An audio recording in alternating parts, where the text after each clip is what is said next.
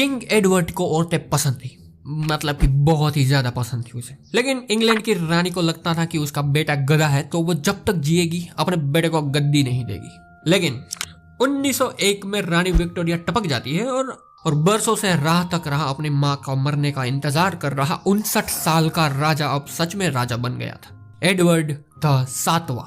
Okay, इतिहास में यह माना जाता है कि एडवर्ड का अफेयर कई सारी औरतों के साथ था। एडवर्ड ने उस समय की कई सारी मशहूर अभिनेत्रियां या फिर उसके मंत्रियों की बीवियों को भी नहीं छोड़ा था। विंस्टन चर्चिल का नाम सुना है तुम? बहुत ही कमाल की पर्सनैलिटी थी, फेमस।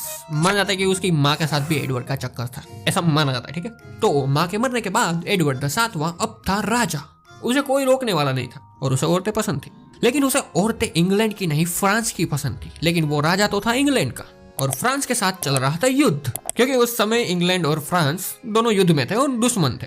लेकिन एडवर्ड अब राजा था तो उसे जो चाहिए था वो मिलना चाहिए। उसे फ्रांस जाना था मजे करने के लिए, लेकिन फ्रांस जाना इजी नहीं था। तो एडवर्ड एक आइडिया निकालता है। जब वो राजा बना 1901 में, सिर्फ 2 सालों के अंदर भाई ने सुलह कर ली फ्रांस के साथ।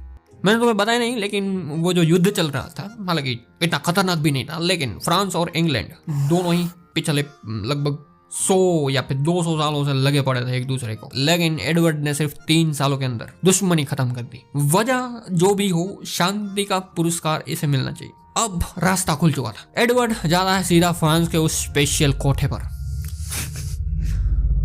लिटरली एडवर्ड बहुत ही बड़ा था, यानी कि वो कूद नहीं सकता था, तो फ्रांस वालों ने एक कुर्सी बनाई थी जिसमें एडवर्ड बैठ जाता था और लड़कियां समझ रहे हो ना